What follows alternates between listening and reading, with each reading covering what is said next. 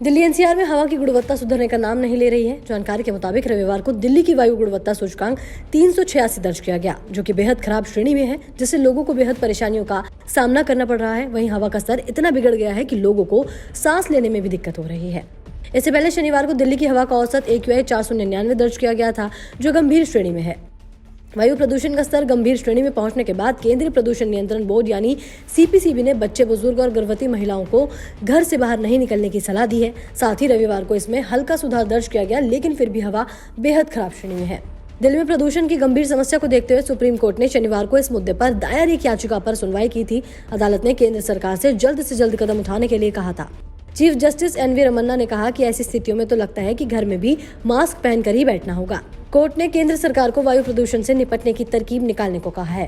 साथ ही supreme court ने Delhi NCR में वायु प्रदूषण में बढ़ोतरी को आपात स्थिति करार दिया और केंद्र और दिल्ली सरकार से कहा कि वो वायु गुणवत्ता में सुधार के लिए तत्काल कदम उठाए।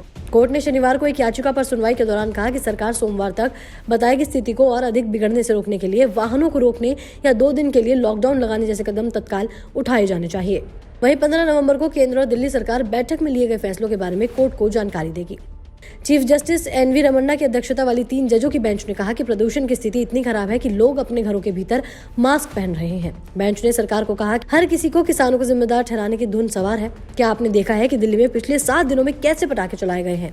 यह आपात स्थिति है। जमीनी स्तर पर कई कदम उठाने की जरूरत है। आप हमें बताएं कि प्रदूषण पर तत्काल कैसे रोक लगाई जा सकती है। 2 दिनों का लॉकडाउन या कुछ और? लोग इस तरह से कैसे जी सकते हैं? वहीं सुप्रीम कोर्ट में हुई सुनवाई के बाद दिल्ली के मुख्यमंत्री अरविंद केजरीवाल ने शनिवार को शहर में गंभीर वायु प्रदूषण से निपटने के लिए आपात बैठक बुलाई। अधिकारियों ने बताया कि शाम 5 बजे होने वाली इस बैठक में उप मुख्यमंत्री मनीष सिसोदिया, स्वास्थ्य मंत्री सत्येंद्र जैन, पर्यावरण मंत्री गोपाल राय और दिल्ली के मुख्य सचिव शामिल होंगे। वहीं उम्मीद है कि बैठक में सड़कों पर गाड़ियों को कम करने की दिशा में फैसला लिया जा सकता है।